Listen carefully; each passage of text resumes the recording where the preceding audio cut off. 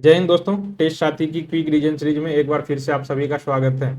दोस्तों, मैं किशोर कुमार आज के सेशन में आप सभी के समक्ष उपस्थित हुआ हूं मुगल साम्राज्य को लेकर के। दोस्तों, जैसा कि आपको पता है, मुगल साम्राज्य एक लंबा चैप्टर है। हम इस चैप्टर को यूपीपीसीएस की दृष्टि से पढ़ेंगे, न कि वनडे एग्जाम की दृष्टि से। हम ऐसा इसलिए कह रहे हैं कि वनडे एग्जाम में केवल फैक्ट पूछे जाते हैं और पुराने जो प्रीवियस ईयर होते हैं उसी में से बहुत सारे प्रश्न पूछ लिए जाते हैं। यूपीपीसीएस बहुत डिटेल से प्रश्न पूछता है, क्या पूछा जाएगा, यहाँ पर गेस्ट क्वेश्चन काम नहीं आता है। इसके लिए आपको सिलेबस की जो गहन अध्ययन है वो आपको होना जरूरी, बहुत ही जरूरी हो जाता है। दूसरी बात, चीज़ों को, घटनाओं को याद रखने के लिए आपको एक कहानी के रूप में याद रखना पड़ेगा। इसी के लिए हम कहानी बताते हुए हम पूरे घटनाओं को बताएंगे, यहाँ से डिटेल से पढ़ेंगे। इसलिए हमने इस सेशन को पूरे मुगल साम्राज्य को 3 भागों में विभाजित कर दिया है। फिलहाल हम 2 भागों में विभाजित करने की कोशिश कर रहे हैं और हो सकता है तो उसे 3 भागों में विभाजित किया जाएगा। हम पहले सेशन में हम पढ़ने की कोशिश करेंगे जितने भी इसके प्रमुख वंश के शासक हैं मुगल वंश के, हम उसको फिनिश करने की कोशिश करेंगे। और उसका जो अगला सेशन होगा हम उसकी जो उसमें देखेंगे इसकी प्रशासनिक व्यवस्था कैसी थी, प्रांत लेवल की, केंद्र लेवल की कैसी थी, प्रांत लेवल की, फिर राज्य लेवल की, फिर स्थानीय देखेंगे। उसके बाद हम उसकी सैन्य प्रणाली देखेंगे। उसके काल में जो कला और संगीत के क्षेत्र में जो उपलब्धि हुई थी, साहित्य के क्षेत्र में जो उपलब्धि हुई थी, उस काल के सामाजिक जीवन, आर्थिक जीवन, उस काल का व्यापार, उस काल की अर्थ इत्यादि जो विषय हैं उनके, इसके जो भाग हैं, इसे हम अगले सेशन में देखेंगे। दोस्तों, हम पिछले सेशन में भक्ति आंदोलन पढ़ा था और उससे पहले दिल्ली सल्तनत देखा था। दिल्ली सल्तनत में देखा था हमने कि दिल्ली सल्तनत का जो आखिरी शासक हुआ था इब्राहिम लोदी, लोदी वंश का जो अंतिम शासक था इब्राहिम लोदी, उसी के काल में जो है मुगल शासक जो है बाबर, उन्होंने भारत पर आक्रमण किया था और आक्रमण करके पानीपत के प्रथम युद्ध में इब्राहिम लोदी को हराया था। इब्राहिम लोदी को हराने के बाद दिल्ली सल्तनत का सर्वनाश कर देता है और मुगल वंश की स्थापना हो जाती है भारत में। तो यहीं से मुगल वंश की कहानी शुरू होती है। इसके संस्थापक जो हैं बाबर ही हैं और बाबर के बाद का जो शासन होता है, शासक, वो हुमायूं होता है। हुमायूं के बाद जो है थोड़े दिनों के लिए भारत पर अफगान वंश की स्थापना होती है और शेर शाह सूरी के रूप में जो है अफगान शासक, भारत पर दूसरा अफगान शासक की स्थापना होती है। इससे पहले जो है पहला अफगान शासक जो है आप सल्तनत काल में देखते हैं लोधी वंशों के रूप में, और दूसरा जो अफगान शासक होता है ये मुगल वंश में स्थापित होता है मुगल काल में, और ये हुमायूं के बाद का है। हुमायूं के बाद इसकी स्थापना होती है शेर शाह सूरी के रूप में। यहाँ पर 2 वंशों ने, 2 शासकों ने राज किया था। एक तो स्वयं शेर शाह सूरी थे और उसके बाद उसका पुत्र आया था। उसके बाद फिर अकबर जो है शासन की गद्दी पर बैठता है। हम आज के सेशन में इन्हीं टॉपिक पर बातचीत करेंगे। केवल हम राजवंश के जो प्रमुख शासक हैं हम उसी का अध्ययन करेंगे। दोस्तों, आगे बढ़ने से पहले आपको बता दूं कि इस सेशन से रिलेटेड मैं पिछले भी बताता आया हूं और आज भी बता रहा हूं कि इस सेशन से रिलेटेड जो भी पीडीएफ आप डाउनलोड करना चाहते हैं, ये हमारे जो मोबाइल ऐप है, टेस्ट साथी की मोबाइल ऐप, आप वहां से उसे डाउनलोड कर सकते हैं। वहां पर निःशुल्क है, चैप्टर वाइज है, आप वहां से डाउनलोड कर सकते हैं। और पूरी जो है, जो एक सब्जेक्ट है उसका भी पीडीएफ आप यदि कंबाइन करके चाहे तो वहां से डाउनलोड कर सकते हैं। वहाँ पर जो हमारा टेस्ट साथी का मोबाइल है, इसे डाउनलोड करने से आपके और भी फायदे हो सकते हैं। आप वहाँ से सिलेबस डाउनलोड कर सकते हैं, एनसीईआरटी बुक्स डाउनलोड कर सकते हैं। वहाँ से जो हमारे पीवाईक्यू सेशन चल रहे हैं वो भी आप देख सकते हैं। और कल परसों से जो है हमारा वहाँ पर एक और एमसीक्यू सीरीज शुरू हो जाएगा, जहाँ पर मैराथन क्लास की तरह एक लंबे लंबे सेशन को लेकर आया जाएगा। बहुत सारे प्रैक्टिस, ढेर सारी प्रैक्टिस आपको करने की मिलेगी। क्वेश्चन उसमें सीरीज में सिखाया जाएगा कि आपको कि किस तरह हम एग्जाम हॉल के भीतर प्रश्नों को हल करें, ताकि ज़्यादा से ज़्यादा जो है निगेटिव मार्किंग कंट्रोल हो सके। इन चीज़ों को ध्यान रखा जाएगा, तो आपके लिए बेनिफिशियल हो सकता है वो मोबाइल ऐप। मैं सलाह दूंगा कि आप उसे डाउनलोड करें। फिलहाल हम लोग अपने सेशन की ओर बढ़ते हैं और देखते हैं कि मुगल वंश की जो स्थापना हुई थी बाबर के द्वारा, उसके हम प्रारंभिक जो है देखते हैं प्रारंभिक जीवन कैसा था उसका। मुगल वंश की स्थापना जो है 1526 में बाबर ने किया था। बाबर कौन थे? बाबर एक तुर्की और सुन्नी मुसलमान था। बाबर एक तुर्की था और सुन्नी मुस्लिम था। बाबर अपने पितृपक्ष की ओर से तैमूर वंश, जो तैमूर का वंशज था, 5वां वंशज था, और अपनी माता की ओर से चंगेज खां का जो है 14वां वंशज था। तो आप देख सकते हैं कि ये दोनों के दोनों वंशज जो हैं भारतीय इतिहास में लड़ाकू प्रवृत्ति के रहे हैं। तो इन दोनों का गुण जो है इसमें आया था, मुगल साम्राज्य के जो बाबर हैं इस वंश में आ गया था। तो ये बहुत ही महत्वपूर्ण रहने वाली है ये सेशन। आप देखिए हमारा जो अगला था, बाबर ने मुगल वंश की स्थापना की थी और मुगल वंश की स्थापना के साथ ही इन्होंने पद पातशाही की स्थापना की थी।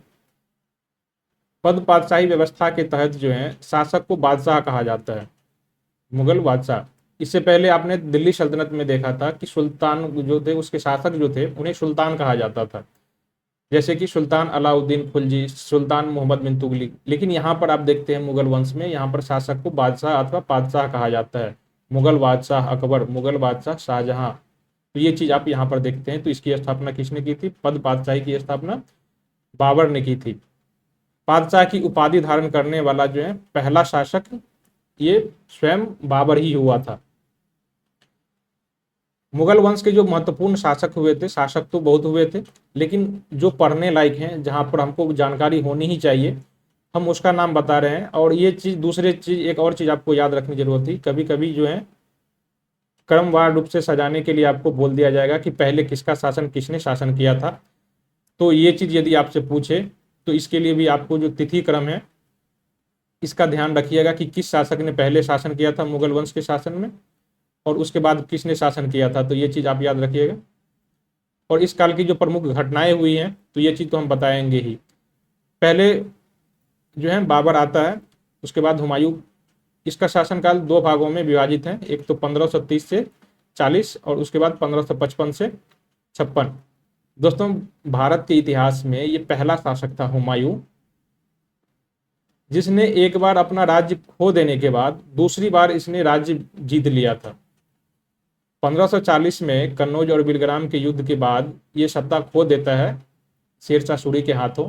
इसके बाद 15 वर्षों का ये निर्वासित जीवन जीता है और जो निर्वासित जीवन था उसके बाद फिर से जो है उसी वंश को हरा करके, तब तक शेरशाह सूरी की मृत्यु हो जाती है और उसका उत्तराधिकारी दिल्ली पर शासन कर रहा होता है। उसको हरा करके 1555 ईस्वी में फिर से यह सत्ता जो है पूरा स्थापित करता है। हुमायूं के बाद थोड़े दिन के लिए जो है यहाँ पर शेरशाह सूरी का शासन आ जाता है। शेरशाह सूरी शासन करता है और उसके बाद फिर से अकबर आ जाता है। अकबर के बाद जहांगीर, जहांगीर के बाद शाहजहां, इसके बाद औरंगजेब, फिर बहादुर शाह प्रथम, जहांदर शाह और फर्रुखसियर। इसके बाद जो है अगला शासक आलमगीर, शाह आलम और बहादुर शाह जफर। दोस्तों मैंने इतना लंबा लिस्ट इसलिए रखा, जो ऊपर के हैं उसके बारे में तो जानना जरूरी है ही, क्योंकि क्रम अनुसार सजाने के लिए बोल सकता है और उसकी उपलब्धियों को बताएंगे। दूसरा, भारत के इतिहास में ये सब जो है शासक भी महत्वपूर्ण है। जैसे कि आलमगीर द्वितीय का जो शासनकाल है, इसके काल में जो है प्लासी का युद्ध हुआ था। इसके काल में प्लासी का युद्ध हुआ था। प्लासी का युद्ध आपको पता होगा, ये 23 जून और 1757 को हुआ था। तो आपसे पूछा जा सकता है, यदि प्रश्न को घुमा करके पूछ दिया जाए, कहा जा सकता है कि प्लासी युद्ध के समय मुगल सम्राट कौन था? तो यही शासक था इस समय, आलमगीर द्वितीय का नाम आता है और यही इस समय शासक था, शाह आलम द्वितीय। ठीक है, इसके समय में जो है शाह आलम द्वितीय के समय आपको पता है कि इसके समय बक्सर का युद्ध हुआ था। बक्सर का युद्ध हुआ था और ये कब हुआ था? तो 22 अक्टूबर 1764 ईस्वी को हुआ था। ये दोनों इसलिए महत्वपूर्ण है। बहादुर शाह जफर के काल में, इसके काल में जो है 1857 का विद्रोह हुआ था। ये छोटी छोटी चीज थे इसलिए हमने यहीं पर बता दिया। और इससे पहले के जो आपने देखे थे जितने लंबे लिस्ट थे, इसके बारे में ज़्यादा कुछ पढ़ने की ज़रूरत है। यहाँ पर फर्रुखसियार है, आपको पता है कि इसने अंग्रेजों को फरमान जारी किया था 1717 ईस्वी में। 1717 ईस्वी में मुगल फरमान जारी किया था और उस फरमान के तहत अंग्रेजों को व्यापारिक सुविधाएं दी गई थी, इसलिए इसका शासन याद रखा जाता है। और बाकी के बारे में हम लोग अपने सेशन में पढ़ेंगे ही। ठीक है, इन लोगों को इसके बारे में, इस शासक के बारे में डिटेल से पढ़ने की जरूरत है, इसलिए हम यहाँ पर आपको नहीं बता रहे हैं, हम आगे इसका अध्ययन करेंगे। फिलहाल हम बाबर के बारे में पढ़ते हैं और इसके बारे में छोटी छोटी जानकारी जो है फैक्ट के रूप में पूछ ली जाती है, इसलिए आप इसे जरूर याद रखिएगा। इसका जन्म 1483 ईस्वी में फरगना, जो उज्बेकिस्तान में पड़ता है, यहाँ पर इसका जन्म हुआ था। इसके पिता का नाम जो था शेख मिर्जा था। इसके 4 पुत्र थे, हुमायूं, कामरान, अस्करी और हिंदाल। इसके 4 पुत्र थे, हुमायूं, कामरान, अस्करी और हिंदाल। ये नाम आप याद रखिएगा। इसका उत्तराधिकारी बाद में हुमायूं बनता है। इसने अपने साम्राज्य जीते हुए प्रदेशों को 4 भागों में विभाजित कर दिया था।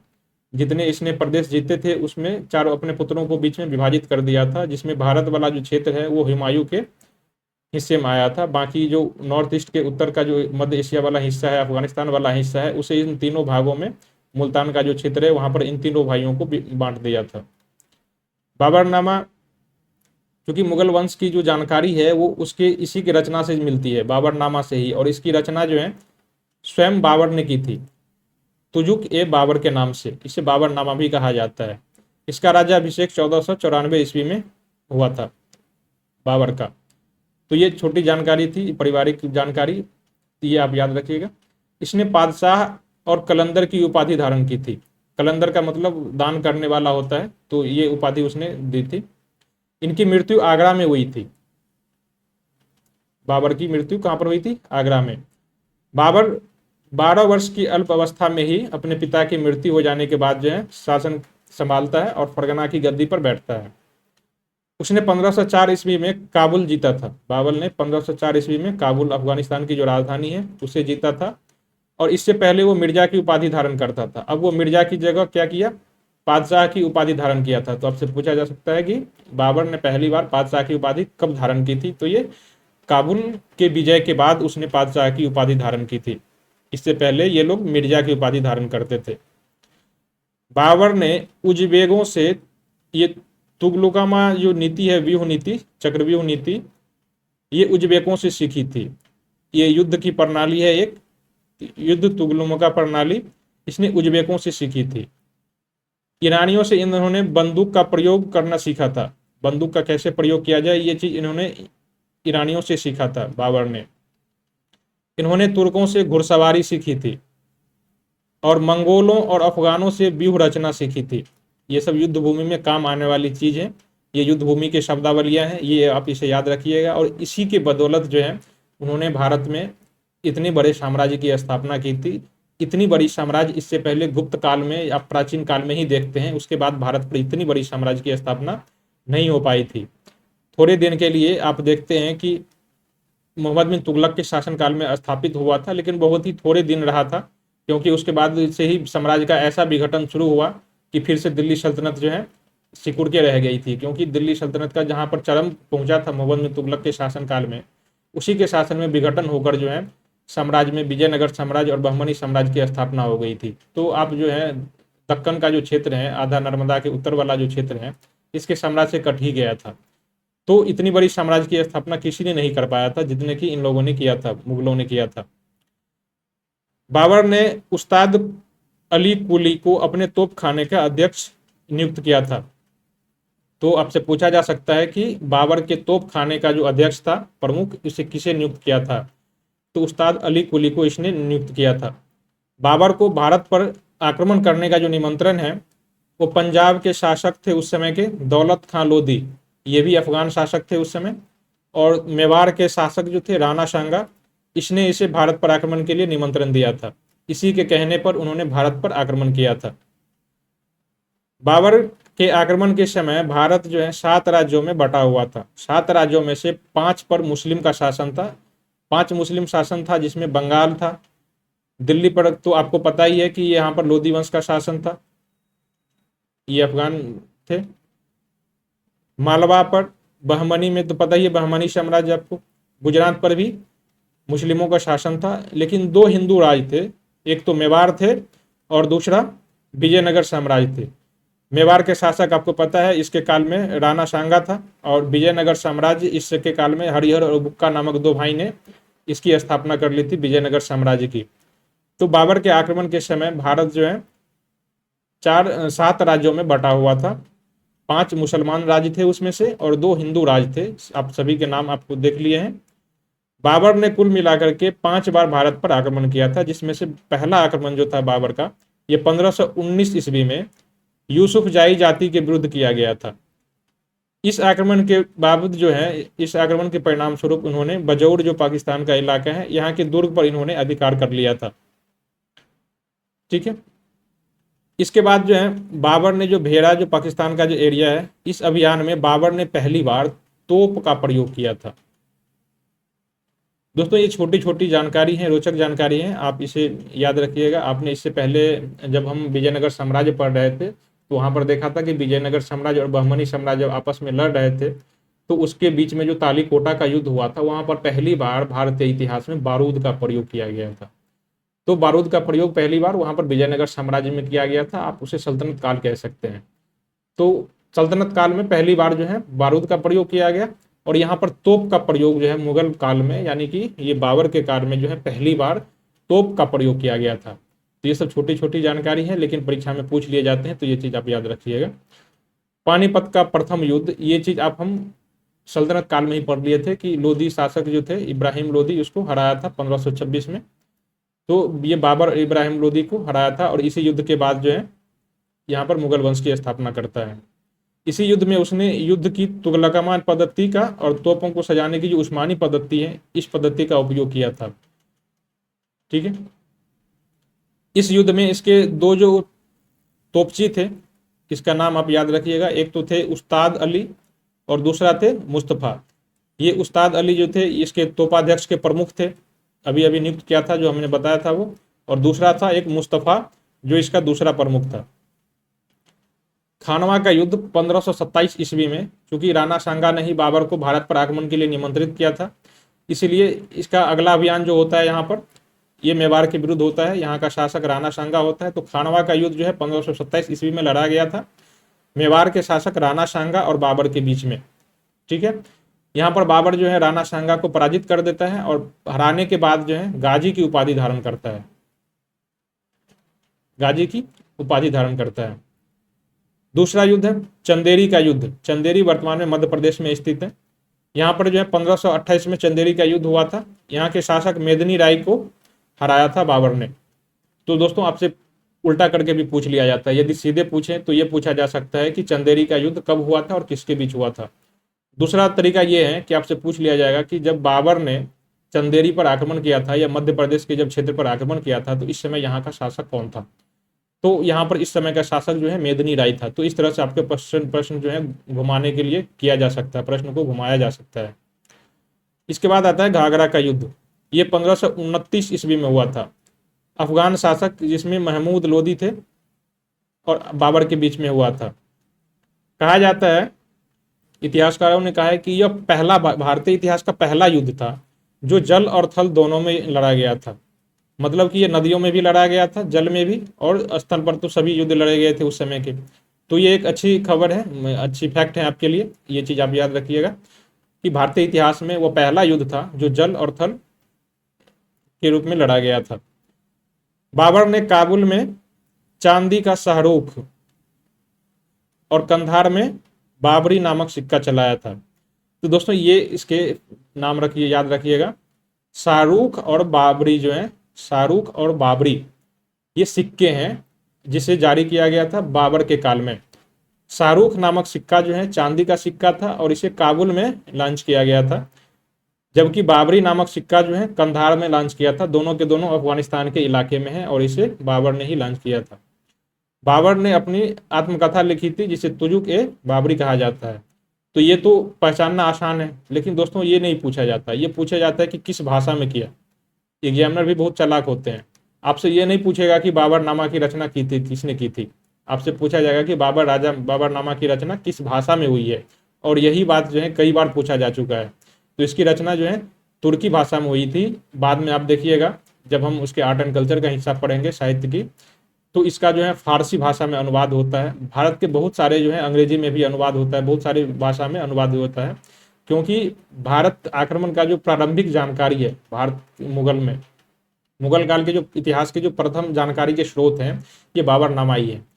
बाबरनामा जब तक भारत पर शासन करता है बाबर, तब तक की जानकारी देता है, इसके हर एक छोटी बड़ी जानकारी देता है वो।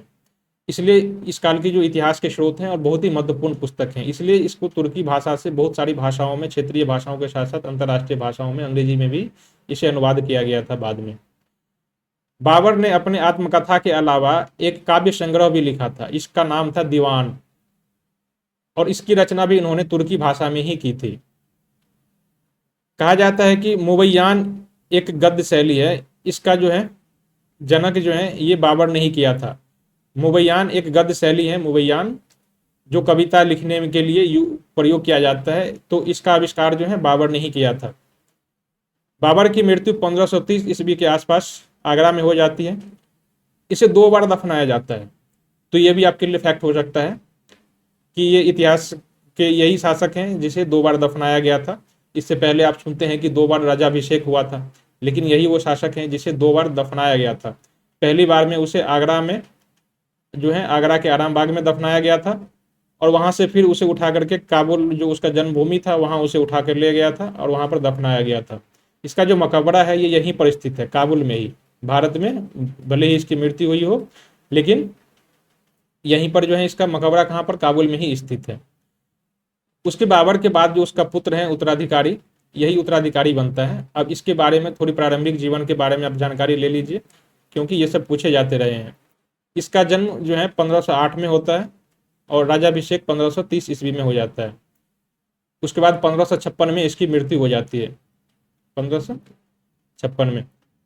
तो ये फैक्ट है, कब जन्म लिया, 1508 में, और ये जो है राज्याभिषेक हुआ था 1503 में, 1530 में, और इसकी 1556 में इसकी मृत्यु हो जाती है। तो ये चीज़ आप याद रखिएगा। इसका जन्म हुआ था काबुल में। इसकी माता का नाम जो था माहम बेगम था। माहम बेगम ये हुमायूं की माता का नाम था। हम जान लेते हैं कि हुमायूं के शासनकाल में उपलब्धियां कौन कौन सी अपनी जीत में अर्जित की थी। हुमायूं जो है राजगद्दी संभालने से पूर्व जो है बदख्शा, ये तजाकिस्तान के क्षेत्र में पड़ता है, यहाँ का शासक था। शासक यानी कि सूबेदार था वहाँ का, बदख्शा का। इसके बाद जो है कलिंजर पर आक्रमण करता है 1531 ईस्वी में। ये हुमायूं का भारत पर पहला आक्रमण था एक शासक के रूप में, क्योंकि आप देख चुके हैं कि इन्होंने 1530 में जो है राज्याभिषेक करा लिया था, तो अब ये मुगल बादशाह बन चुका था, और एक शासक के रूप में जो है पहला आक्रमण कलिंजर पर करता है और 1531 ईस्वी में करता है। ये इसका पहला आक्रमण होता है। कलिंजर अभियान इसके कारण क्या थे, क्यों किया था, तो आप इसको कारण के जान लीजिए कि कलिंजर पर आक्रमण क्यों किया था। यहाँ के शासक जो थे, गुजरात के शासक बहादुर शाह, इसकी बढ़ती हुई शक्ति को रोकने के लिए जो है ये प्रसार अपना जो है साम्राज्य विस्तार करना चाहता था। इसके लिए यहाँ पर आक्रमण करना बहुत ही जरूरी था। तो कलिंजर अभियान के ये इसके कारण थे। अब से पूछा जा सकता है कि कलिंजर का युद्ध जो है किसके किसके बीच हुआ था, तो ये हुमायूं और गुजरात के शासक जो है बहादुर शाह, इसके बीच में हुआ था। दूसरा जो है देवरा का युद्ध, ये 1532 ईस्वी में होता है। हुमायूं और अफगान शासक महमूद लोदी के बीच में होता है, जिसमें महमूद लोदी की हार होती है। चुनार का घेरा 1532 में ही डालता है। चुनार जो है इस समय एक किला था जो अफगान शासक शेर शाह के कब्जे में था, जिसे आप शेर शाह सूरी कहते हैं, इसी के कब्जे में था। इस पर यह 1532 ईस्वी में आक्रमण करता है। अगला जो था 1533 ईस्वी में, इसने दीन पनाह नामक एक नगर की स्थापना की थी, और इसका जो उद्देश्य था ये शत्रु को और मित्र को प्रभावित करना था, इंप्रेस करने के लिए, उसके दिमाग पर हावी होने के लिए इसने इस प्रकार की संरचना का निर्माण करवाया था। दोस्तों, आप प्राचीन काल में बहुत सारे मंदिर, मस्जिद या फिर भवन या फिर किले, जो चीज़ भी आप निर्माण करते हुए देखते हैं, इसका एक सैन्य उद्देश्य भी होता है। सैन्य उद्देश्य ये होता है कि सामने वाले के ऊपर जो है आप उसके मन को भयभीत करें, उस पर हावी हो जाए कि फलाने जो शासक है इसका किला बहुत मजबूत है, ये इतना धनवान है, ये इतना शक्तिशाली है। वो अपने शक्ति का प्रदर्शन करने के लिए जो है इस तरह की जो वास्तुकला है इसका निर्माण करते थे। तो यहाँ पर जो दीन पनाह नामक नगर की स्थापना की थी, तो ये कोई नई चीज बात नहीं थी। आप प्राचीन काल से ही देख सकते हैं, बड़े बड़े मंदिर बनाए गए थे भारत प्राचीन काल में हिंदू शासकों के द्वारा भी। तो यहाँ पर भी इन लोगों ने जो भी किया था, वो सामने वाले को, जो शासक थे उसके मित्र शासक, ताकि उसका सम्मान करें, और शत्रु को ताकि वो डरे, इसलिए उसने इसकी स्थापना की थी। अगला जो युद्ध लड़ता है वो 1544 ईस्वी में, 1539 में चौसा का युद्ध कहा जाता है इसे। चौसा बिहार के बक्सर जिला में स्थित है, यहाँ पर युद्ध लड़ता है। यह युद्ध जो है शेर खां और हुमायूं के बीच हुआ था। शेर खां इसे शेरशाह सूरी का ही प्रारंभिक नाम है, और हुमायूं के बीच हुआ था, जिसमें हुमायूं की पराजय हो जाती है। हुमायूं की पराजय हो जाती है, और इसमें जो है शेरशाह जब जीतता है तो यहीं से जो है शेर खां, इसने शेरशाह की उपाधि ग्रहण कर ली थी। इससे पहले शेरशाह जो है शेर खां की नाम से ही जाना जाता था। बिलग्राम और कन्नौज का युद्ध, इसे बिलग्राम अथवा कन्नौज भी कहा जाता है। ये युद्ध 1540 ईस्वी में लड़ा गया था। इससे पहले के युद्ध में उसका दोनों का भाग्य का फैसला नहीं हो पाया था, इसलिए दोबारा युद्ध हुआ था। शेर खां और हुमायूं के बीच में हुआ था। शेर खां अब शेरशाह सूरी के नाम से जाने लगा था, और हुमायूं के बीच में हुआ था। इस युद्ध में भी जो है हुमायूं की पराजय हो जाती है, लेकिन ये युद्ध जो है निर्णायक साबित हो जाता है। ये युद्ध निर्णायक साबित हो जाता है। निर्णायक इस अर्थ में साबित होता है कि जिस मुगल साम्राज्य की स्थापना बाबर ने किसको समाप्त करके की थी, दिल्ली सल्तनत को समाप्त करके की थी, वही मुगल साम्राज्य अब समाप्त हो गया। अब क्या यहाँ पर जो है अफगान शासक जो है, यहाँ पर अफगान वंश की स्थापना हो जाती है। मुगल शासक जो थे हुमायूं, उसको भगा दिया जाता है, क्योंकि इसी कन्नौज के और बिलग्राम के युद्ध के बाद जो ही है 1540 ईस्वी में शेरशाह सूरी ने आगरा और दिल्ली पर अधिकार कर लिया था, और यहाँ पर अपनी जो है गद्दी स्थापित कर ली थी, और अगला शासक जो है स्वयं बन गया था। ठीक है, तो यहाँ पर इसका शासन का अंत हो जाता है। हुमायूं के जो मुगल वंश थी, इसकी शासन का यहाँ पर समाप्त हो गया। अब इसका जो दूसरा काल है, ये फिर से शुरू होगा जब शेरशाह सूरी की मृत्यु हो जाएगी और उसका जो कमजोर उत्तराधिकारी आएगा। फिर ये दोबारा जो है 1555-56 में हुमायूं फिर से वापस आता है, और उसके उत्तराधिकारी को समाप्त करके फिर से मुगल सत्ता की स्थापना करता है। तब से लेकर के अगले 200 वर्षों तक, 1857 ईस्वी तक मुगल वंश की टिकी रहती है सत्ता। बिलग्राम युद्ध के बाद क्योंकि दिल्ली और आगरा तो अब अफगान शासक जो थे शेरशाह सूरी, यहाँ इसके अधीन आ गया था। अब ये निर्वासित जीवन जीने लगा था। 1540 ईस्वी से लेकर के 1555 ईस्वी तक ये खुद को ये सिंध के क्षेत्र में चला गया था, और वहाँ घुमक्कर फकीरों की तरह जिंदगी जीने लगा था। लेकिन इस बीच में उसके लिए एक अच्छी बात ये हुई थी कि वहाँ के आध्यात्मिक गुरु थे मीर बाबा, या मीर अली कहा जाता है। इसकी पुत्री जो थी हमीदा वानो बेगम, इससे इसने शादी किया था, और शादी के उपरांत यहाँ इससे अकबर नामक पुत्र को जन्म हुआ था। तो इसके निर्वासित काल में यही एक अच्छी चीज हुई थी इस पिछले 15 वर्षों में। ठीक है, अब देखिए दोबारा जो है 15 वर्षों के बाद अब दोबारा इसका 1555 आ जाता है। 1540 से लेकर के 1555 ईस्वी तक ये निर्वासित जीवन जीता है, और उसके बाद 1555 ईस्वी में जैसे ही देखता है कि केंद्र में कमजोर सत्ता आ गई, तो फिर से यह आक्रमण करता है अपना। और मच्छीवाड़ा का युद्ध हुआ था 1555 ईस्वी में। हुमायूं और अफगान के जो उत्तराधिकारी थे, यानी कि शेरशाह सूरी के जो उत्तराधिकारी थे, इसके बीच में हुआ था। इस युद्ध में भी फैसला नहीं हो पाया था। शेरशाह सूरी जो था, इसके जो उत्तराधिकारी थे, इसके बीच में फैसला नहीं हो पाया था कि कौन जीता। दोबारा युद्ध हुआ था सरहिंद का युद्ध 1555 ईस्वी में ही। इस बार इसने जो कि थे, इस समय पंजाब में तत्कालीन जो सूर शासक थे सिकंदर सूरी, इसको हरा दिया था। और इसको हराने के बाद ये युद्ध फिर से निर्णायक साबित हुआ था, और इस युद्ध के बाद जो है हुमायूं दिल्ली की सल्तनत को फिर से प्राप्त कर लेता है दिल्ली की गद्दी पर, और दोबारा जो है दिल्ली की गद्दी पर बैठ जाता है। ये भारतीय इतिहास में ऐसा पहली बार हुआ था, इससे पहले कभी नहीं हुआ था, न इसके बाद हुआ था कि एक शासक जो पहली बार गद्दी उसकी छीन ली गई हो और 15 वर्षों बाद वापस उसने गद्दी पर प्राप्त कर ली हो गद्दी। हुमायूं ज्योतिष में भी विश्वास करता था, और कहा जाता है कि वो सप्ताह के 7 दिन अलग अलग प्रकार के वस्त्र पहनते थे। हुमायूं 1556 ईस्वी में मृत्यु हो जाती है उनकी। दीनपना नामक पुस्तकालय की सीढ़ियों से गिरकर इनकी मृत्यु हो जाती है। इस पुस्तकालय का नाम उसने शेर मंडल रखा था। जिस पुस्तकालय से गिरकर उनकी मृत्यु हुई थी, उस पुस्तकालय का जो नाम था वो शेर मंडल था। आप देख रहे हैं कि यहाँ पर 1555 ईस्वी में अपने मरने से वो जस्ट 1 वर्ष पहले इन्होंने दिल्ली जो है राजधानी, इस पर कब्जा कर लेता है और यहाँ पर मुगल वंश की स्थापना करता है, और उसके अगले साल ही इसकी मृत्यु हो जाती है। इनके मृत्यु के बाद हुमायूं नामक जो है ग्रंथ की रचना की थी, इसकी जीवनी है। इसकी जो सौतेली बहन थी गुलवदन बेगम, इसने इस ग्रंथ की रचना की थी। इसमें हुमायूं के जीवनी लिखी हुई है। तो आप जो बाबर के काल का जो इतिहास है वो बाबरनामा में है, और हुमायूं के काल का जो इतिहास है वो हुमायूंनामा में है, लेकिन इसे अकबर के काल में लिखा गया था हुमायूंनामा को। ठीक है। अब थोड़े दिन के लिए आपने देखा था कि हुमायूं के पतन के बाद जो है दिल्ली में सूर वंश की स्थापना होती है, इसे सूरी वंश भी कहा जाता है। यहाँ पर ये 1540 से 1555 केवल 15 वर्षों के लिए यहाँ पर शासन स्थापित होता है, लेकिन ये 15 वर्षों में ही वो सब कुछ कर जाता है जो अकबर के जो है पुरोगामी जो है कहलाने के लिए काफ़ी पर्याप्त होता है। यदि यहाँ पर सुल्तान ये जो नहीं आता, शेरशाह सूरी नहीं आता, तो अकबर इतना इफेक्टिव जो है शासक नहीं बन पाता था। शेरशाह सूरी के बारे में, उसकी ज़िंदगी के बारे में थोड़ा बहुत कुछ जान लीजिए। इसका जन्म जो है बिहार के होशियारपुर इलाके में हुआ था। इसके बचपन का नाम जो है फरीद खां, और इसका राज्याभिषेक 1540 में आगरा में हुआ था। इसने सुल्तान उल अदल और हजरत ए आला नामक उपाधि धारण की थी। 1545 में इसकी मृत्यु हो जाती है। इसके बाद 10 वर्षों तक इसके जो है उत्तराधिकारी, इसके पुत्र जो हैं, ये दिल्ली की शासन पर गद्दी संभालता है। इसने 5 वर्ष में ही जो है बहुत कुछ उपलब्धि हासिल कर ली थी, जो दूसरे शासक जो है एक अच्छे 50 वर्षों के शासनकाल में भी नहीं कुछ अर्जित कर पाता है। हम इसकी उपलब्धियों को कुछ देख लेते हैं कि क्या उसने अर्जित किया था। शेरशाह सूरी ने सूर साम्राज्य नामक अफगान वंश की स्थापना की थी।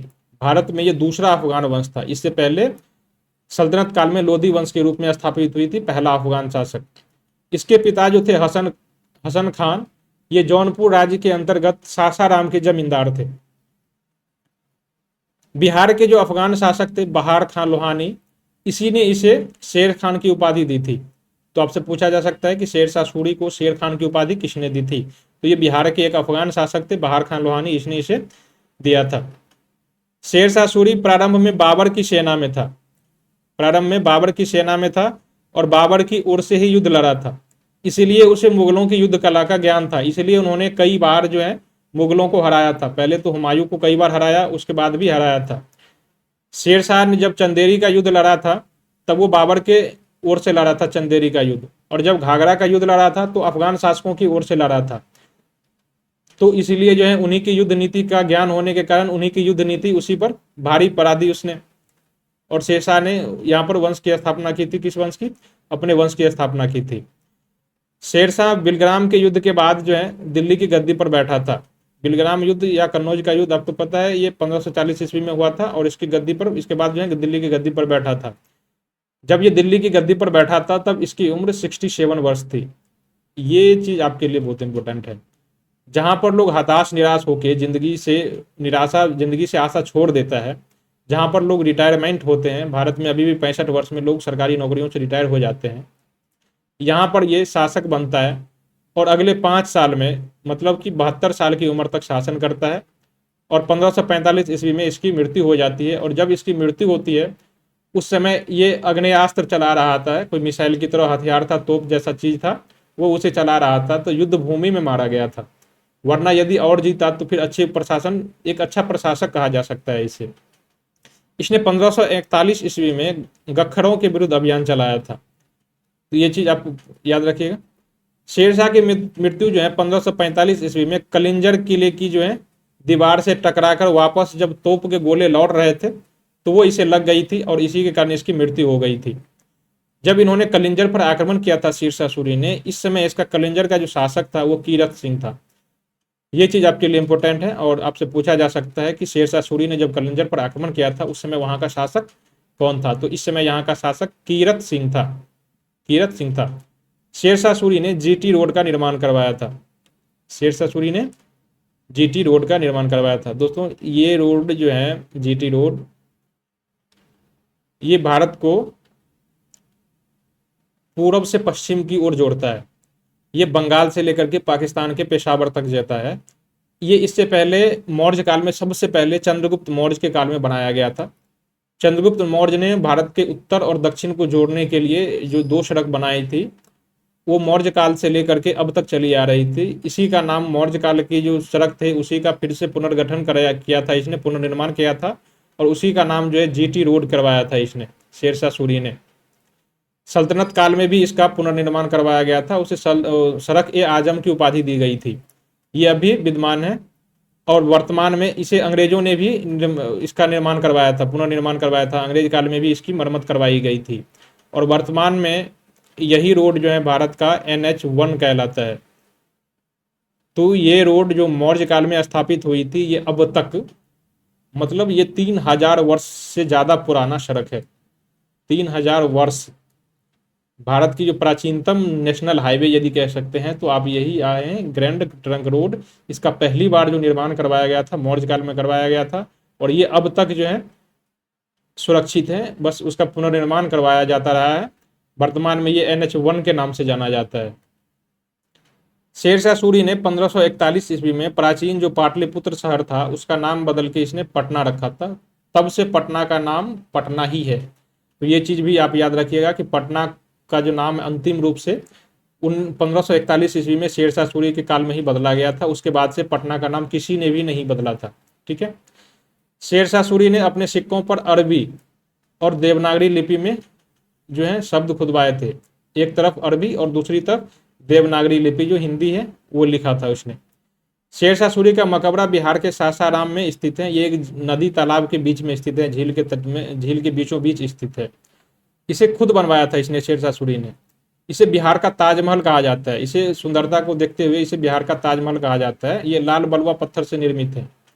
हम इसके बारे में और जानकारी हासिल करेंगे जब हम कला और संस्कृति के पढ़ेंगे क्लास में, तब पढ़ेंगे, क्योंकि ये जो है UPPCS में बहुत सारे आर्ट एंड कल्चर के प्रश्न पूछे जाते हैं, तो आपके लिए महत्वपूर्ण हो सकता है। जब हम उसका अध्ययन करेंगे आर्ट एंड कल्चर का, तो उसके सेशन में हम इसके बारे में और भी बताएंगे, इसकी वास्तुकला के बारे में। फिलहाल आप याद रखिए कि शेरशाह का मकबरा बिहार के सासाराम में है। इसे बिहार की इसकी सुंदरता को देखते हुए बिहार का ताजमहल कहा जाता है इसे। इसने भूमि की माप के लिए 32 इंच वाला सिकंदरी गज का प्रयोग किया था, जिसे सन ए डंडी का भी प्रयोग किया था इसने। गज ए सिकंदरी और इसे सन ए डंडी का भी प्रयोग किया था। गज ए सिकंदरी को जो है सिकंदर लोदी के शासनकाल में लॉन्च किया गया था। इसे किसने लॉन्च किया था? सिकंदर लोदी के शासनकाल में। ठीक है। शेरशाह सूरी ने 178 ग्रेन वाली एक चांदी का रुपया चलाया था और 380 ग्रेन का चांदी का दाम चलाया था। दोस्तों वर्तमान में जो हम भारतीय जो इंडियन करेंसी है, इसे जो रुपया का नाम दिया है ना, इंडियन करेंसी का जो नाम दिया गया है रुपया, इसे पहली बार रुपया इसी काल में शेरशाह सूरी ने ही कहा था। शेरशाह सूरी ने ही भारतीय करेंसी को रुपया कहा था, तब से भारतीय करेंसी का नाम रुपया ही है। इसके बाद जो पैसे वैसे हैं ये तो सल्तनत काल और मुगल काल की विशेषता है, लेकिन जो रुपया है करेंसी का नाम, ये यहीं से पड़ा था। बाद में अंग्रेजों के काल में भी इसे रुपया ही कहा गया था और बाद में अभी भी जो है ये रुपया ही कहा जाता है। शेरशाह सूरी ने कन्नौज के स्थान पर उसका नाम परिवर्तित करके जो है शेरसूर नंबर नक जो है इसका नाम परिवर्तित कर दिया और शेरसूर जो है रखा था, शेरसूर नगर। कन्नौज का नाम रखा था इसने, शेरसूर नगर इसका नाम रखा था। ये इसके काल में टैक्स जो था 1/3 था।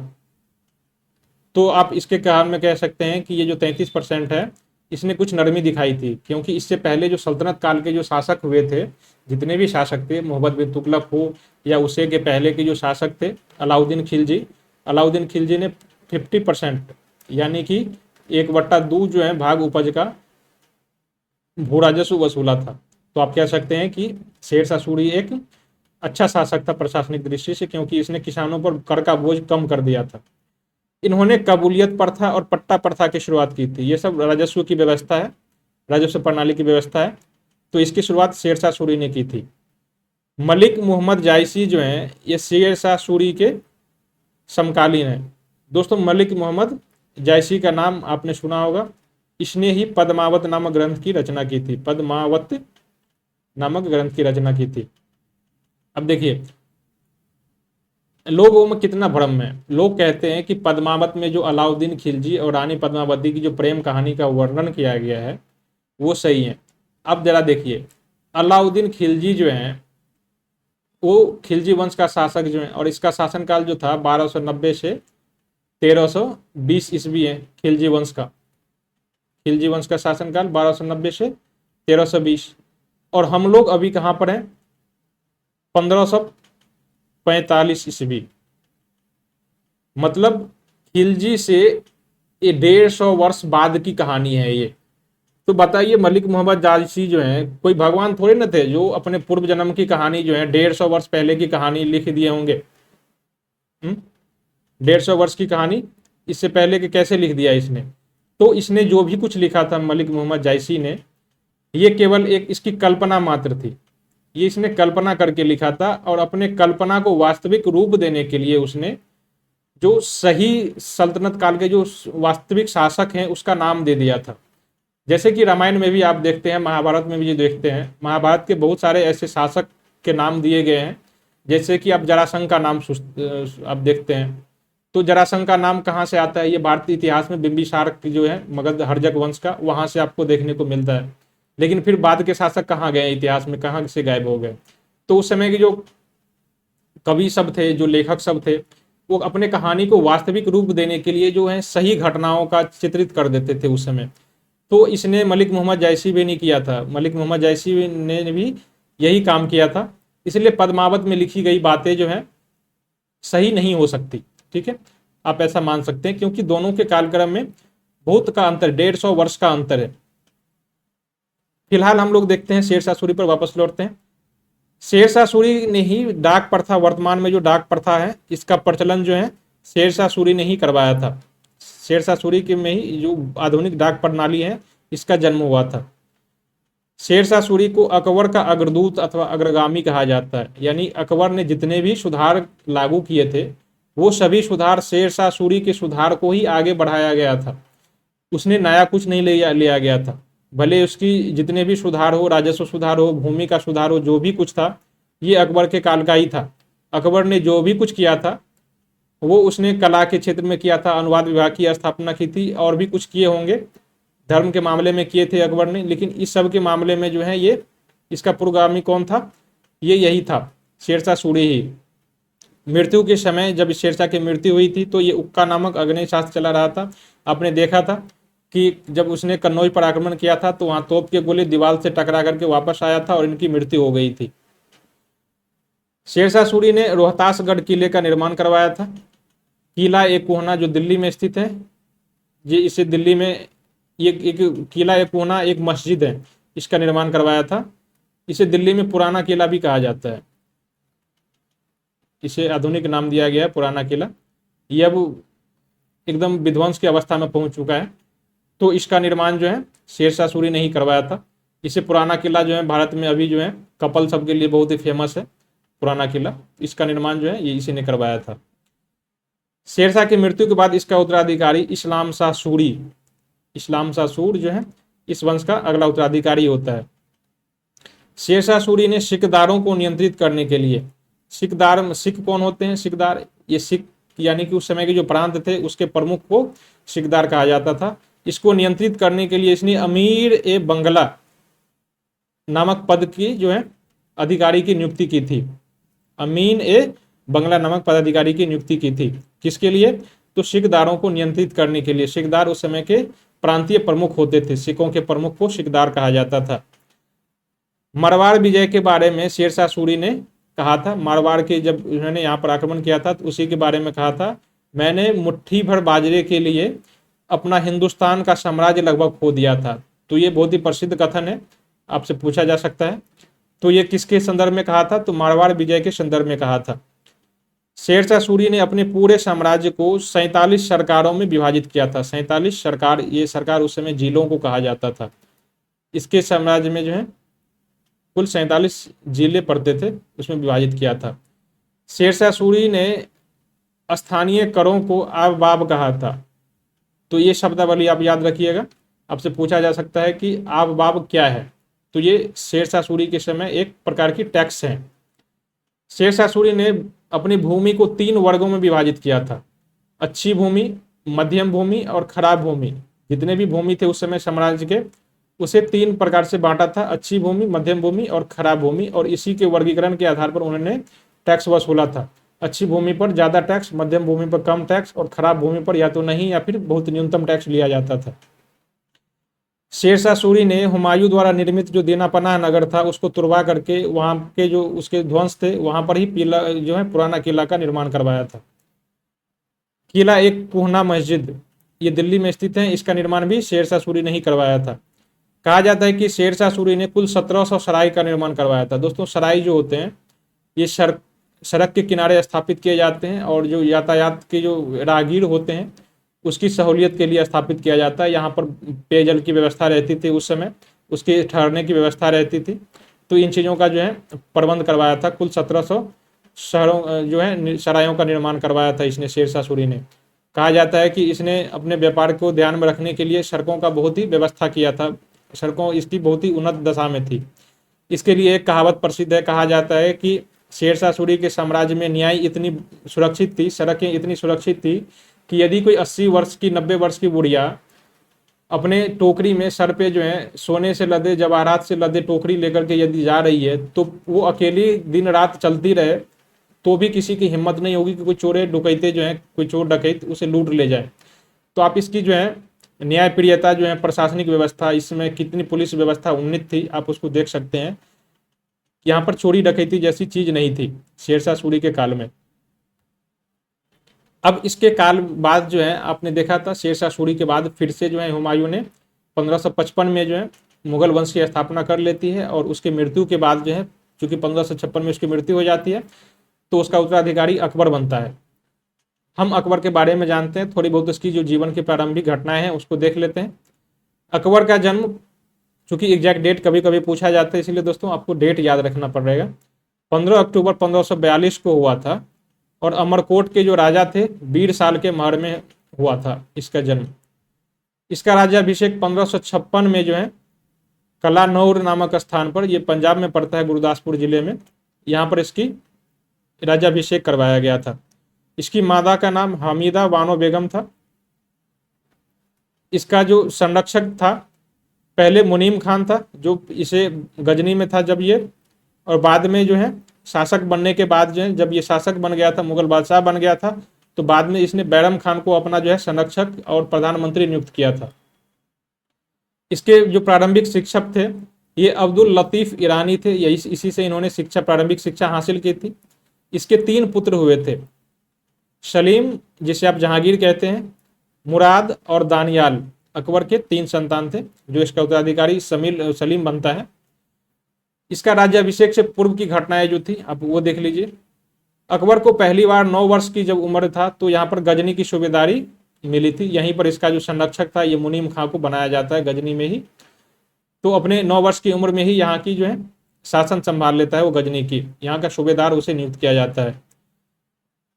गजनी अपने राजा, ये अकबर जो है अपने राज्याभिषेक से पूर्व 1555 का जो सरहिंद का युद्ध होता है इसमें भी भाग लेता है। ये हुमायूं के साथ युद्ध में भाग लिया था 1555 में। ये भले ही अभी अकबर जो है शासक बादशाह न बना हो लेकिन इस युद्ध में इन्होंने भाग लिया था। उसके बाद जो है 1556 में जब पंजाब के जो सूर शासक थे सिकंदर सूर, इसके विरुद्ध जब युद्ध हुआ था तो इस समय भी ये युद्ध में ही था और यहीं पर इसको अपने पिता की मृत्यु का सूचना मिली थी। अकबर को अपने पिता की मृत्यु की सूचनाएं गुरदासपुर जिले के कनाडोर नामक स्थान पर हुआ था और इसी स्थान पर उन्होंने बैरम खान के नेतृत्व में है जो अपना राज्याभिषेक करवा लिया था। ठीक है, अकबर जब सिंहासन पर बैठा था तो इसने भी गाजी की उपाधि धारण की थी और गद्दी संभालते ही इन्होंने अपने बैरम खान को क्या किया था, खान खाना की उपाधि दी थी और अपना प्रधानमंत्री नियुक्त किया था। तो अकबर के आप देख लिए हैं इसके 2 संरक्षक हैं। प्रारंभिक जो काल थे उसके, जहाँ पर राज्याभिषेक से पहले उसका जो संरक्षक होता है वो मुनीम खान होता है और बाद के काल में बैरम खान रहता है। कई बार लोग केवल एक नाम जानते हैं, बैरम खान के बारे में जानते हैं, लेकिन इसके 2 संरक्षक थे। ठीक है, बाद में बैरम खान की भी मृत्यु करवा देता है, किसी तरह के जो है मतभेद होता है इसके कारण। हम इसकी विजय अभियान को देखते हैं, इसने साम्राज्य अभियान कहाँ कहाँ पर किया था। पानीपत का दूसरे युद्ध जो है 1556 ईस्वी में लड़ा गया था। इससे पहले आप देख चुके हैं कि पानीपत का जो पहला युद्ध होता है वो 1526 ईस्वी में होता है। किसके किसके बीच? बाबर और इब्राहिम लोदी के बीच, बाबर और इब्राहिम लोदी के बीच। और पानीपत का एक तीसरा युद्ध भी हुआ था 1761 ईस्वी में, ये मराठा सरदार मराठा शासक के बीच में और अफगान शासक अहमद शाह अब्दावली के बीच में हुआ था पानीपत का तीसरा युद्ध। तो दोस्तों पानीपत में 3 युद्ध लड़े गए थे। पानीपत का ये पहला युद्ध था, ये दूसरा युद्ध था और ये तीसरा युद्ध था। पानीपत के दूसरे युद्ध के क्या कारण थे? इसका कारण ये था कि इस समय बिहार के जो शासक थे, अफगान शासक आदिल शाह, इसका सेनापति था हेमू विक्रमादित्य।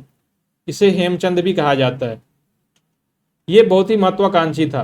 कहा जाता है कि इसने अपने शासनकाल में 30 से ज्यादा युद्ध लड़े थे, जिसमें से 22 से ज्यादा युद्ध में इसे विजय हासिल हुई थी। ये बहुत ही महत्वाकांक्षा था और इन्होंने बंगाल से आकर के दिल्ली पर आक्रमण करने की योजना बना रहा था। ये आदिल शाह सपना देख रहा था कि जैसे अफगान शासक शेरशाह सूरी ने बंगाल से आकर के दिल्ली पर अधिकार कर लिया था, वैसे ही चूंकि हमारा तो जो सेनापति है ये बहुत ही महत्वाकांक्षी है, बहुत ही शक्तिशाली है, तो ये हमें दिल्ली पर अधिकार करवा देगा। इसी उद्देश्य से, इसी महत्वाकांक्षा से इन्होंने दिल्ली पर आक्रमण कर दिया था हेमू ने। इन्होंने न केवल दिल्ली पर आक्रमण किया बल्कि दिल्ली को जीत भी लिया था, क्योंकि जब दिल्ली को इसने आक्रमण किया था तब अकबर जो है दिल्ली में नहीं था, ये पंजाब में अफगान शासक को हराने के में बिजी था, ये अफगान में था, अफगानिस्तान में। तो विक्रमादित्य जो है, हेमू विक्रमादित्य, इन्होंने दिल्ली पर सिंहासन कर लिया था, दिल्ली के सिंहासन पर अधिकार कर लिया था, दिल्ली को जीत लिया था। और ऐसा करने वाला मध्यकालीन भारत का एकमात्र हिंदू शासक था। दिल्ली की गद्दी को जीतने वाला एकमात्र शासक था वो। दिल्ली पर अधिकार कर लेने के बाद उसने विक्रमादित्य की उपाधि धारण कर ली थी, विक्रमादित्य की उपाधि धारण कर ली थी। आप जानते हैं कि भारतीय इतिहास में जो विक्रमादित्य की उपाधि है वो इतना फेमस हुआ था कि ये कुल 14 लोगों ने, 14 शासकों ने विक्रमादित्य की उपाधि धारण की थी। और ये 14 और अंतिमा जो व्यक्ति था, जो समय का शासक था, ये हेमू ही था। 14वां विक्रमादित्य जो है ये हेमू ही था। ठीक है, तो ये भी आपसे पूछा जा सकता है कि अंतिम जो है विक्रमादित्य की उपाधि अंतिम बार किसने धारण की थी? तो ये हेमू ने धारण की थी। ये अफगान का सेनापति था, अफगान शासक का सेनापति था। ठीक है, इस युद्ध के परिणाम क्या हुए? तो पानीपत के दूसरे युद्ध के परिणाम ये हुआ कि जो हेमू की हार हुई थी इसमें, और ये एक निर्णायक युद्ध हुई थी। इसमें अफगान शासक जो थे वहाँ की, इसकी समाप्त हो जाती है वहाँ पर, और भारत का जो शासन है दिल्ली मुगल शासन का, ये वहाँ पर तक स्थापित हो जाता है। इस युद्ध में मुगल सेना का नेतृत्व बैरम खान ने किया था। ठीक है, और अफगान सेना का नेतृत्व किसने किया था? तो हेमू ने किया था। इस युद्ध के बाद जो अगला युद्ध हो जाता है वो हल्दी घाटी का युद्ध आता है। हल्दी घाटी युद्ध के समय, इस समय के जो इतिहासकार थे बदायूनी, ये जीवित इस युद्ध को आंखों देखा था, वहां पर खड़े होकर इसने देखा था बदायूनी ने, और उसने अपने आंखों देखा जो विवरण है अपनी पुस्तक मुंतखराब उत तवारीख, इस ग्रंथ में उसने उस युद्ध का वर्णन किया है, जिसे जीवंत विवरण कहते हैं, आंखों देखा हाल कहते हैं। उसका जो है विवरण इसने इस पुस्तक में दिया है बदायूनी ने। तो आपसे पूछा जा सकता है कि हल्दी घाटी युद्ध का जो है वो जो है किसने देखा था, किस इतिहासकार ने देखा था अपने आंखों से? तो ये बदायूनी के बारे में कहा जाता है, और इसने इसकी जो इतिहास है अपनी पुस्तक मुंतखराब उल तवारीख में इसका वर्णन किया है। ये युद्ध महाराणा प्रताप और अकबर के बीच हुआ था। इसमें महाराणा प्रताप की हार होती है, और इस समय में मुगल सेना का जो नेतृत्व है ये कौन कर रहा था? मान सिंह। ठीक है, हल्दी घाटी युद्ध में मुगल सेना का नेतृत्व मान सिंह और आसफ खान ने किया था, ये चीज आप याद रखिएगा। अगला आता है गुजरात विजय। जब इन्होंने गुजरात पर आक्रमण किया था तो यहीं पर उन्होंने पहली बार, अकबर ने यहाँ पर इन्होंने पहली बार जो है सेना का नेतृत्व भी किया था। यहाँ पर स्वयं गया था वो युद्ध का नेतृत्व करने के लिए। तो पहली बार यहाँ पर उसने समुद्र को देखा था, और दूसरा वो पहली बार यहाँ पर पुर्तगालियों से भी मिला था अकबर गुजरात विजय के दौरान। खानदेश, ये महाराष्ट्र में पड़ता है। यहाँ पर इन्होंने 1591 में इस पर आक्रमण किया था और उसे जीत लिया था। यहाँ पर खानदेश को इसलिए आक्रमण किया था खानदेश पर कि यहाँ पर यदि आक्रमण कर लेता, इसको यदि जीत लेता, तो दक्षिण भारत का जो है यहाँ का इसका विजय अभियान पूरा करने का मकसद इसे प्राप्त हो जाता था, क्योंकि इसे खानदेश को जो है दक्षिण का प्रवेश द्वार माना जाता था। इसे आगे के जो अभियान है इससे इसे सहायता मिलती, इसलिए इसे जीत करना मजबूरी था इसकी। ठीक है, दक्षिण विजय, इसने धीरे धीरे दक्षिण को भी विजय कर लिया था, दक्षिण के भी विजय किया था और इसके बाद इन्होंने दक्षिण विजय के बाद इन्होंने सम्राट की उपाधि धारण कर ली थी। दक्षिण विजय के बाद इन्होंने सम्राट की उपाधि धारण कर ली थी। इसके बाद अकबर की मृत्यु हो जाती है 1605 में, और ये इसका कारण था अतिसार रोग के कारण इसकी मृत्यु हो जाती है। इसकी मृत्यु के बाद इसे सिकंदरा आगरा में स्थित है, यहाँ पर दफनाया गया था, तो यहाँ पर इसका मकबरा यहीं पर स्थित है। अकबर के बारे में और कुछ जानना जरूरी है। अकबर के जो हैं काल, इसके दरबार में नवरत्न रहते थे। हम नवरत्न देखते हैं वो किस विषय से संबंधित था, इसके भी नाम आप याद रखिएगा। पहला रत्न जो था बीरबल, ये इसका प्रधानमंत्री था अकबर का। मुल्ला दो प्याजा, ये वजीर यानी कि प्रधानमंत्री था, जो बीरबल का प्रतिद्वंदी भी था।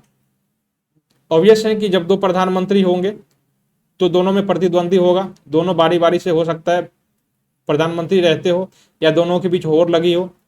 तो मुल्ला दो प्याजा ये भी प्रधानमंत्री था और बीरबल का प्रतिद्वंदी था। मान सिंह इसका सेनापति था। तानसेन एक प्रसिद्ध संगीतकार था। हकीम हुकाम इसके रसोई घर का प्रधान था, अकबर के रसोई घर का प्रधान। टोडरमल के बारे में आप जान चुके हैं, ये राजस्व व्यवस्था का जनक था। ये दीवान ए अशरफ कहा जाता है इसको, यानी कि वित्त मंत्री प्रकार का था ये। अब्दुल रहीम खाना खाना, ये इसका राज कवि था, अकबर के दरबारी कवि था। फैजी भी एक कवि था जो अबुल फजल का बड़ा भाई था। अबुल फजल ये जो है अकबर के दरबार में राज कवि था और अकबर का जो है सलाहकार भी था। इसके काल में भाषा और साहित्य, अकबर के काल की जो भाषा और साहित्य, इसके बारे में हम थोड़ा देख सकते हैं। अकबर ने अनुवाद विभाग की स्थापना की थी।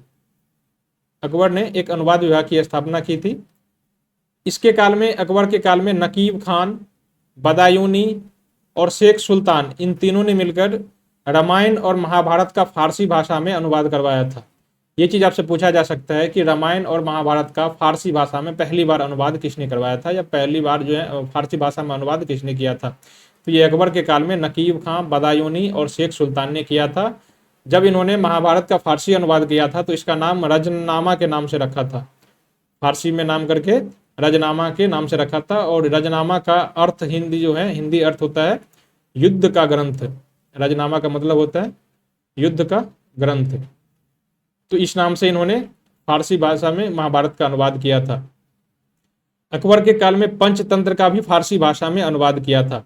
इसका अनुवाद, पंचतंत्र का जो फारसी अनुवाद है, ये अबुल फजल ने किया था और फारसी अनुवाद करके इसका नाम रखा था अनवर ए सदात। अनवर ए सदात। तो आपसे पूछा जा सकता है कि अनवर ए सदात क्या है, तो ये पंचतंत्र का फारसी अनुवाद है जिसे अबुल फजल ने किया था। ठीक है। बाद में पंचतंत्र का दोबारा अनुवाद हुआ और इसे मौलाना हुसैन ने किया था, और जब इन्होंने, मौलाना हुसैन ने इसका अनुवाद किया था, तब इसका नाम यार ए दानिश रखा था। तो यार ए दानिश तथा अनवर ए सादात, ये दोनों पंचतंत्र के ही अनुवादित नाम हैं। ठीक है। अनुवाद करके इसका नाम बदल दिया गया था। इसके बाद जो है अथर्ववेद का सरहिंदी ने अनुवाद किया था, फारसी अनुवाद। मुल्ला शाह मोहम्मद ने राजतरंगिनी का फारसी भाषा में अनुवाद किया था। अब्दुल रहीम खाना खाने ने तुजुक ए बाबरी का फारसी भाषा में अनुवाद करवाया गया था। आपने देखा था कि तुजुक ए बाबरी यानी कि बाबर नामा जो है अपनी मूल रूप में तुर्की भाषा में लिखी गई थी, और इसका फारसी अनुवाद किसने करवाया था? फारसी अनुवाद अब्दुल रहीम खाना ने करवाया था। फैजी ने लीलावती, जो लीलावती न का फारसी अनुवाद करवाया था। लीलावती एक गणित की पुस्तक है। लीलावती एक गणित की पुस्तक है और ये प्राचीन काल में लिखी गई थी। ठीक है। इस ग्रंथ का फारसी अनुवाद किसने करवाया था? तो फैजी ने करवाया था। फैजी ने एक और ग्रंथ का अनुवाद करवाया था जिसका नाम था नल दमयंती। नल दमयंती नामक कथा का अनुवाद किसने करवाया था? फैजी ने करवाया था। और जब इसका अनुवाद करवाया तब इसका नाम रखा था अनुवाद करा करके सहेली। इसने सहेली नाम से नल दमयंती का अनुवाद करवाया था। अकबर के काल की राजस्व व्यवस्था, हम मुगल काल की जो संपूर्ण राज्य व्यवस्था है, एकीकृत राज्य व्यवस्था, उसे हम अगले सेशन में देखेंगे। जब मुगल काल का जो पार्ट 2 हम सेशन लेके आएंगे उसमें देखेंगे। फिलहाल हम केवल यहाँ पर अकबर की राजस्व व्यवस्था देखते हैं, क्योंकि इसने एक यूनिक प्रणाली अपनाई थी, इसलिए हम देखते हैं। हम अकबर के बाद हम मुगल काल में जाएंगे तो मुगल की संपूर्ण और एकीकृत प्रणाली को देखेंगे। फिलहाल हम लोग केवल अकबर की जो राज्य व्यवस्था यहाँ पर वो देखते हैं। इन्होंने शासन की जो है राजस्व प्रणाली की जब्ती प्रणाली अपनाया था। इसने जब्ती प्रणाली को अपनाया था। राजस्व की प्रणाली थी एक। अकबर के समय जो है भूमि संबंधी सुधारों का जो श्रेय है राजा टोडरमल को जाता है। अकबर के काल में भूमि में जो भी सुधार किए गए थे ये टोडरमल के नेतृत्व में किया गया था। अकबर की सेवा में आने से पूर्व जो है टोडरमल शेरशाह सूरी के दरबार में रहता था। शेरशाह सूरी के दरबार में रहता था। इसलिए दोस्तों आपको पता है कि जब ये शेरशाह सूरी के दरबार में था तो वहां पर भी देखा था कि आपने यहाँ पर भूमि की व्यवस्था जो है वहां पर लागू किया था। और वही जो टोडरमल या अकबर के शासनकाल में आ जाता है तो ये कोई नया प्रणाली अपनाने के बजाय उसी को ज्यों के त्यों अपना लेता है। ठीक है, इसलिए अकबर के काल में जो भी कुछ था, जो भी प्रणाली अपनाई गई थी, ज्यादातर वो शेरशाह सूरी के काल की जो प्रणाली थी उसी को अपना लिया गया था जैसे तैसे। टोडरमल ने 1580 ईस्वी में दहसाला बंदोबस्त व्यवस्था को अपनाया था। दहसाला ये 10 वर्षों वाली बंदोबस्त व्यवस्था है। 10 वर्षों में वार्षिक आधार पर जो है भूमि का राजस्व वसूला जाता था, इसलिए इसे दहसाला नाम दिया गया था। टोडरमल ने अपना पहला प्रयोग जो है भूमि की जो बंदोबस्त व्यवस्था है ये पहली बार इसे गुजरात में लागू किया था। ठीक है, तो ये भी चीज आप याद रखिएगा। राजस्व प्रणाली की जो जब्ती प्रणाली है ये अकबर के शासन काल में शुरू की गई थी। और किसने शुरू किया था इसे? तो राजा टोडरमल के द्वारा इसे शुरू किया गया था। अकबर के काल में कला और संगीत के क्षेत्र में भी तरक्की हुई थी। हम लोग उसके बारे में जान लेते हैं कि उसके काल के जो दरबारी थे वो क्या क्या थे। अकबर के काल के जो प्रसिद्ध संगीतकार थे वो तानसेन थे। तानसेन एक बहुत बड़ा संगीतकार था और अकबर का दरबारी था। तानसेन का जन्म ग्वालियर में हुआ था। तानसेन ने संगीत के बहुत सारे ग्रंथों की रचना की थी, जिसमें पहला ग्रंथ था मियाँ की तोड़ी, मियाँ का मल्हार, मियाँ की सारंग, दरबारी कन्हारा। ये सभी जो है तानसेन की कृतियां हैं और संगीत के ग्रंथ हैं। ठीक है, अकबर ने उसकी विद्वता से जो है तानसेन की विद्वता से प्रसन्न होकर के उसे कंठाभरण वाणी विलास नामक जो है उसकी उपाधि दी थी। तो अकबर, आपसे पूछा जा सकता है कि अकबर ने कंठाभरण वाणी विलास की उपाधि किसे प्रदान की थी? तो ऐसी उपाधि उसने तानसेन को प्रदान की थी। जबकि अकबर ने भगवान दास को अमीर उल उमरा नामक उपाधि दी थी। अकबर के जो दरबारी थे भगवान दास, उसे उसने अमीर उल उमरा की उपाधि दी थी। अकबर के जो दरबार में चित्रकार रहते थे एक था अब्दुल समद, इसमें दशवंत और बशावंत भी था। तो आपको 3 नाम यहाँ पर देखने को मिलता है। एक तो अब्दुल समद था, दूसरा दशवंत और बशावन भी था। ये प्रसिद्ध इसके चित्रकार थे। इन तीनों में जो है बशावन कहा जाता है कि इन तीनों में सर्वश्रेष्ठ था। ठीक है, तो यहाँ पर 3 चित्रकार के नाम आते हैं, अब्दुल समद, दशवंत और बशावन। इन्होंने चित्रकला के लिए जो है मुगल चित्रशाला की एक कीर्ति स्थापित की थी, मुगल चित्रकला बना की थी। इन्होंने एक दस्ताने अमीर ए हमजा नामक पुस्तक की जो है चित्रकला की जो है एक पुस्तक लिखी थी। इस पुस्तक में इन्होंने 1200 चित्रों को संकलित किया था।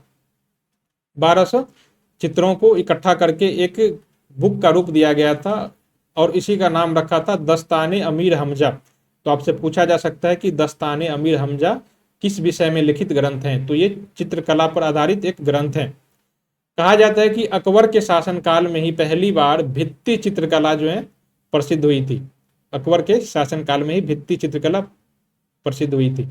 ठीक है, इससे पहले हम लोग जो देखते थे अजंता में वो भी भित्ति चित्र ही है, लेकिन वो स्वतंत्र किसी मकान में न होकर के, किसी वास्तुकला के क्षेत्र में न होकर के ये गुफाओं में जो चित्रित किए जाते थे। तो ये अलग रूप है भित्ति चित्रकला। गुफा कला जो है गुहा कला के रूप में प्रसिद्ध थी, तो वो एक अलग कंसेप्ट है। भित्ति चित्रकला जो पहली बार है ये इसी के काल में, अकबर के काल में ही शुरू होती है। इसके बारे में हम और जानकारी इकट्ठा करेंगे और पढ़ेंगे इसके बारे में जब हम आर्ट एंड कल्चर की क्लास में जाएंगे, तब हम पढ़ेंगे। अकबर ने मजहरनामा नामक एक दस्तावेज जारी किया था 1579 ईस्वी में। इस दस्तावेज के तहत जो है राज्य का सबसे बड़ा प्रमुख जो है मुगल बादशाह को माना जाता है। तो इसकी घोषणा इसने 1579 ईस्वी में की थी। इस मजहरनामा का जो प्रारूप है इसे शेख मुबारक ने तैयार किया था। किसने तैयार किया था? शेख मुबारक ने तैयार किया था। अकबर ने जब मजहरनामा जारी किया था तो उसके बाद इन्होंने सुल्तान आदिल की उपाधि धारण की थी।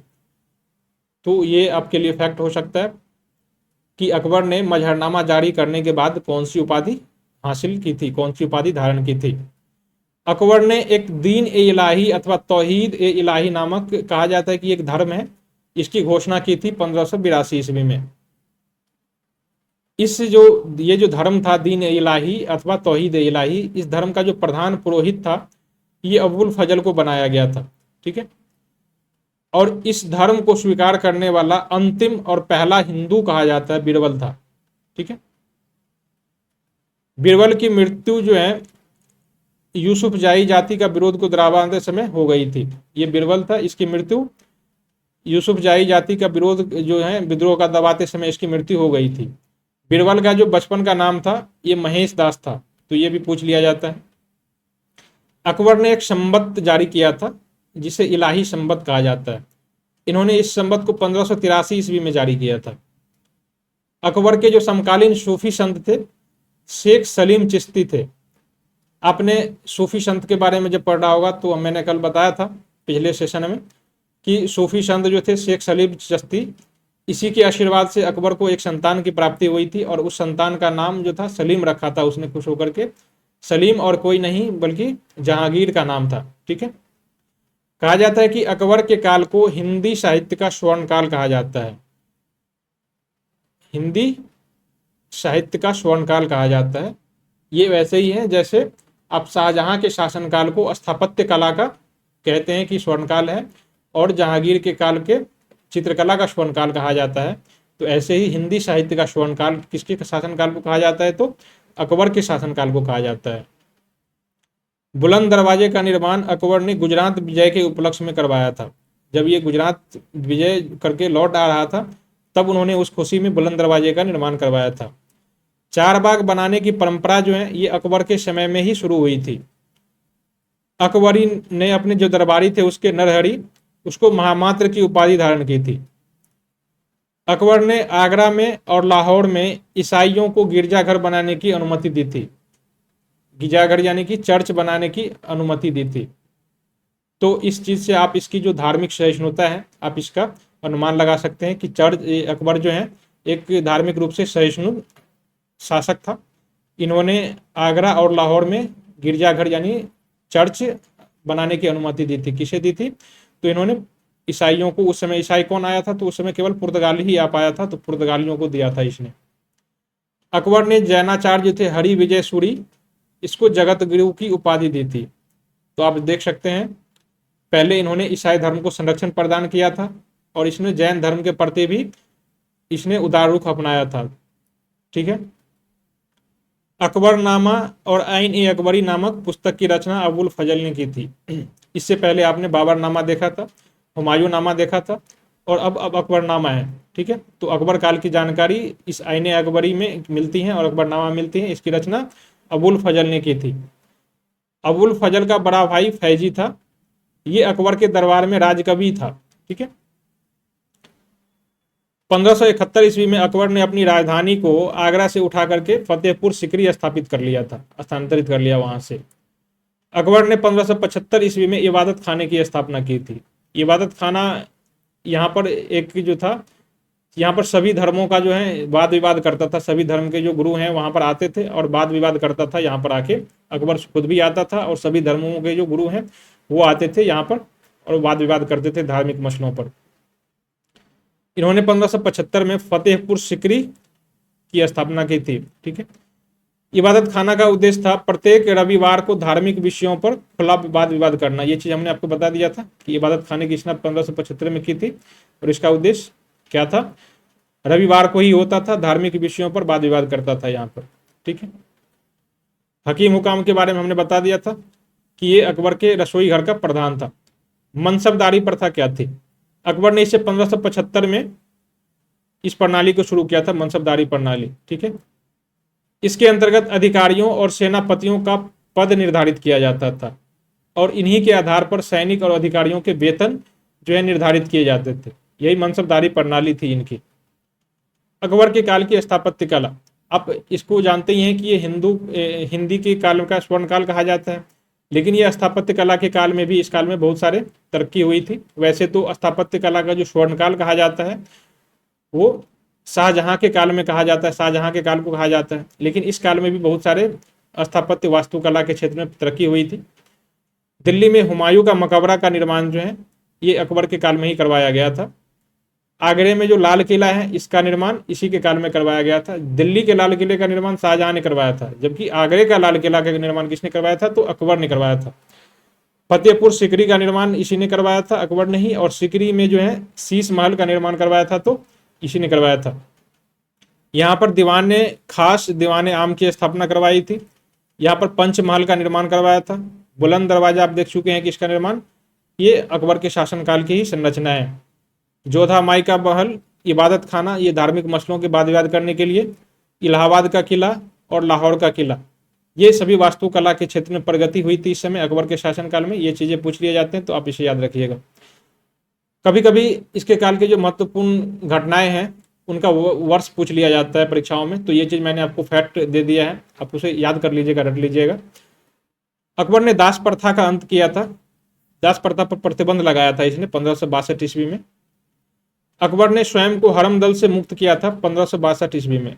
हरमदल यहाँ पर जो है, यहाँ पर महिलाओं को रखा जाता था, तो यहाँ से अकबर ने क्या किया था, स्वयं को मुक्त कर लिया था और वाद विवाद, धार्मिक वाद विवाद में रख लिया था। तो आप यहाँ देख सकते हैं, शायद यहाँ पर जो है धार्मिक सभी धर्म के नेताओं ने इसे कहा होगा कि भाई तुम महिलाओं से दूर रहो, तो इसलिए इन्होंने क्या किया था, पहले इन्होंने खुद को यहाँ से मुक्ति किया, फिर दास प्रथा का अंत कर दिया था। फिर ठीक है, तीर्थ यात्रा कर की समाप्ति 1563 ईस्वी में। इसने जजिया कर को समाप्त कर दिया था। ये हिंदुओं पर लगाया जाने वाला एक धार्मिक कर था, इसको इसने प्रतिबंधित कर दिया था 1564 ईस्वी में। इन्होंने फतेहपुर सीकरी की स्थापना की थी और राजधानी को ट्रांसफर किया था 1571 ईस्वी में। ठीक है, अगला जो महत्वपूर्ण घटनाक्रम था इसके काल का, इबादत खाने की स्थापना 1575 में। मजहर की घोषणा 1579 ईस्वी में की थी। दीन इलाही की स्थापना की थी 1582 ईस्वी में। इलाही संबत की शुरुआत की थी 1585 ईस्वी में और अपनी राजधानी को लाहौर स्थानांतरित किया था इसने 1585 ईस्वी में। दोस्तों, तो आज के सेशन में हम लोगों ने देखा था मुगल वंश की स्थापना, बाबर का शासनकाल, उसके द्वारा लड़े गए प्रमुख युद्ध, उसकी अन्य उपलब्धियां। उसके बाद हुमायूं का शासनकाल देखा था। हुमायूं के शासनकाल में जो युद्ध लड़े गए थे उसके कारण और परिणाम को देखा। उसके बाद देखा था कि थोड़े दिन के लिए हुमायूं के बाद जो है शेर शाह सूरी का जो है शासन स्थापित हो जाता है और दिल्ली पर कुछ 15 वर्षों तक जो है 15 वर्षों तक स्थापित शासन करता है वो। और उसके बाद 1555 में फिर से जो है मुगल वंश की स्थापना हो जाती है दिल्ली पर और यहाँ से जो है अकबर शासन करना शुरू करता है।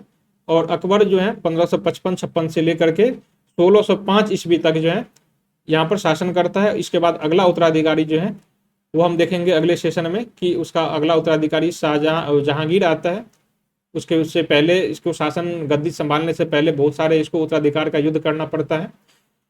दोस्तों, तो बाकी के सेशन की जो है हम अगले सेशन में देखेंगे कि और जो सेशन है जैसे कि उसके जो अगले शासक हैं मुगल बादशाह, जिसमें हम देखेंगे कि शाहजहां, जहांगीर, उसके बाद जो हम दारा शिकोह सब के बारे में देखेंगे, औरंगजेब के बारे में देखेंगे और यदि कोई महत्वपूर्ण शासक रह जाते हैं तो उसके बारे में देखेंगे। और कल के सेशन में हम लोग देखने की कोशिश करेंगे इसकी प्रशासनिक व्यवस्था, मुगल काल की जो सामाजिक व्यवस्था थी हम उसको देखने की कोशिश करेंगे। उस काल में यदि और कोई तरक्की हुई थी सांस्कृतिक क्षेत्र में या और कोई इसी क्षेत्र में, तो हम इन चीज़ों को देखते हुए कोशिश करेंगे कि कल हमारा सेशन जो है मुगल साम्राज्य वो समाप्त हो जाए। दोस्तों, इस सेशन से रिलेटेड यदि आप PDF लेना चाहते हैं, ये आपको रिवीजन में सहायता मिलेगी। आप वीडियो बार बार कितना देखिएगा, इसमें समय भी लगता है। आप उसे क्विक रिवीजन के लिए आप बेनिफिशियल हो सकता है, तो आप इसका PDF डाउनलोड कर लीजिए। इसका PDF जो है टेस्ट साथी के मोबाइल ऐप पर बिल्कुल निःशुल्क मिलता है, आप वहाँ से इसे डाउनलोड कर सकते हैं। तब तक के लिए दोस्तों धन्यवाद। हम अगले सत्र में फिर आपके समक्ष इसका जो पार्ट 2 वाला सेशन है उसको लेकर के उपस्थित होंगे। तब तक के लिए धन्यवाद दोस्तों।